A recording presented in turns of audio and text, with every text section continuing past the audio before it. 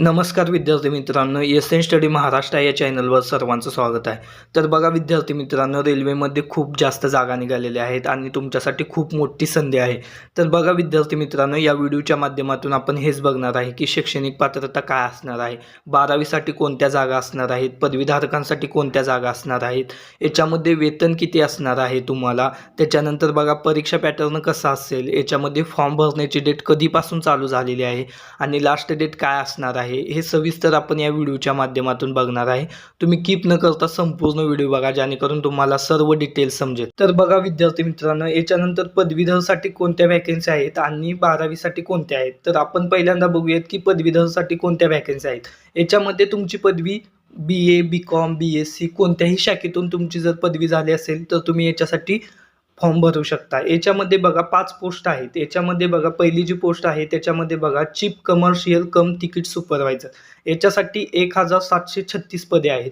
त्याच्यानंतर बघा station master, याच्यासाठी 994 पदे आहेत. त्याच्यानंतर बघा गुड्स ट्रेन मॅनेजर, याच्यासाठी 3144 पदं आहेत.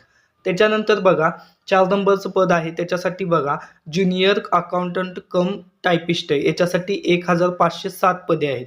त्याच्यानंतर बघा 5 नंबरची पोस्ट याच्यासाठी सिनियर क्लर्क कम टायपिस्ट, याच्यासाठी 732 पदं आहेत.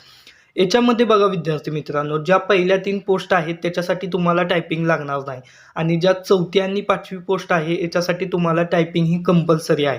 तुमची जर टायपिंग झाली असेल प्लस पदवी असेल तर तुम्ही या 5ही पोस्टसाठी तुम्ही अप्लाय करू शकता. म्हणजे याच्यामधल्या कोणत्याही एका पोस्टसाठी तुम्ही अप्लाय करू शकता.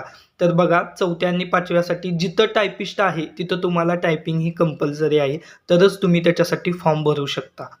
त्याच्यानंतर बघा विद्यार्थी मित्रांनो, तुमची जर 12वी झाली असेल तर तुम्ही या पदांसाठी फॉर्म भरू शकता. याच्यामध्ये बघा 1 नंबरचं पद आहे अकाउंट क्लर्क कम टायपिस्ट, याच्यासाठी जागा आहे 361. त्याच्यानंतर बघा तिकीट क्लर्क, याच्यासाठी जागा आहे 2022. त्याच्यानंतर बघा ज्युनियर क्लर्क कम टायपिस्ट, याच्यासाठी 990 पदे आहेत. त्याच्यानंतर बघा ट्रान्स क्लर्क, याच्यासाठी 72 पदे आहेत. तर बघा विद्यार्थी मित्रांनो, याच्यामध्ये पण तुमची 12वी प्लस जिथं टायपिस्ट आहे त्याच्यासाठी तुम्हाला 1 नंबर आणि 3 नंबरच्या पोस्टसाठी तुम्हाला टायपिंग लागणार आहे. त्याच्यानंतर बघा विद्यार्थी मित्रांनो, परीक्षा पॅटर्नमध्ये बघा विद्यार्थी मित्रांनो, याच्यासाठी तुम्हाला 3 सब्जेक्ट असणार आहे. परीक्षा ही 2 होणार आहेत, पहिली आणि सेकंड, म्हणजे पहिली क्वालिफाय झाल्यानंतर दुसरी एक्झाम असणार आहे तुमची.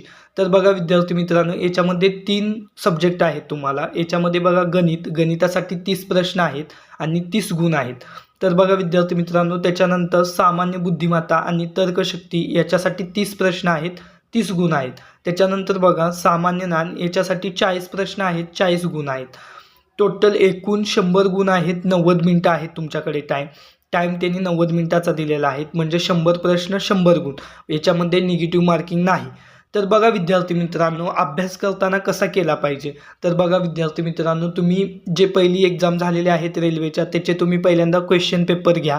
क्वेश्चन पेपर घेतल्यानंतर त्याच्यामध्ये बघा कोणत्या टॉपिकवर कसे प्रश्न विचारले आहेत.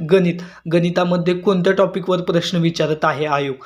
आणि त्याच्यानंतर बघा सामान्य बुद्धिमत्ता, त्याच्यामध्ये पण बघा कोणत्या टॉपिकवर आयोग प्रश्न विचारत आहेत हे तुम्ही पहिलं लक्षात घ्या. आणि त्याच्यानंतर तुम्ही मुद्देवाईज, तुम्ही टॉपिक वाईज तुम्ही स्टडी करा आणि याच्यामध्ये तुम्ही टाईम ठरवून द्या की गणितासाठी किती दिला पाहिजे, सामान्य बुद्धिमत्ता याच्यासाठी किती दिला पाहिजे, सामान्य ज्ञान याच्यासाठी किती दिला पाहिजे. हे सर्व तुम्ही एकदा पूर्ण याचं टाईम टेबल बनवून घ्या आणि नंतर तुम्ही स्टडीला चालू करा, ज्याच्यामुळे तुम्हाला एक्झाम ही खूप सोपी जाईल. एक्झाम काही अवघड नसते. तुम्ही पोलीस भरती देत असाल, MPSC देत असाल तर याच्यामध्ये जे प्रश्न आहेत तसेच प्रश्न असणार आहेत. लेवल तेवढी कमी जास्त होऊ शकते याच्यामध्ये. तर बघा विद्यार्थी मित्रांनो, याच्यानंतर जी सेकंड नंबरची एक्झाम आहे त्याच्यासाठी सिलेबस काय असणार आहे हे आपण या व्हिडिओच्या माध्यमातून बघणार नाही. कारण तुम्ही जर पहिलीच एक्झाम क्वालिफाय झाल्यानंतर तुम्ही सेकंड एक्झाम बघा, जेणेकरून तुम्हाला म्हणजे एक टेन्शन येणार नाही की पहिली एक्झाम झाल्यानंतर दुसरी लगेच एक्झाम, त्याचा अभ्यास, म्हणजे तुम्ही कन्फ्यूज होऊन जाणार नाही. सब्जेक्ट हेच आहेत, एवढंच की त्याच्यामध्ये निगेटिव्ह मार्किंग आहे, काही चेंज नाही. तिथे 120 मार्काची एक्झाम आहे. तर बघा विद्यार्थी मित्रांनो, ही एक्झाम ही फक्त हिंदी लँग्वेजमध्ये होणार आहे. तर हिंदी आणि इंग्लिश लँग्वेज असू शकते याच्यामध्ये. तर बघा विद्यार्थी मित्रांनो, मराठी लँग्वेजमध्ये ही एक्झाम नसते. तर विद्यार्थी मित्रांनो, याच्यानंतर आपण बघणार आहे की प्रवेश शुल्क याच्यासाठी परीक्षा फी किती असणार आहे. तर बघा, सामान्य आणि OBCसाठी 500 रुपये फी आहे. त्याच्यानंतर बघा SC ST PWD महिला माजी सैनिक आर्थिकदृष्ट्या दुर्बल यांच्यासाठी 250 रुपये फी आहे. तर विद्यार्थी मित्रांनो, तुम्ही याच्यासाठी फॉर्म नक्की भरा आणि तुम्हाला जे बी डाऊट्स असतील ते मला कमेंट सेक्शनमध्ये नक्की सांगा. आणि व्हिडिओ आवडला असेल तर आपला चॅनल नक्की सबस्क्राईब करून ठेवा, जेणेकरून तुम्हाला सर्व अपडेट लवकरात लवकर तुमच्यापर्यंत पोहोचतील.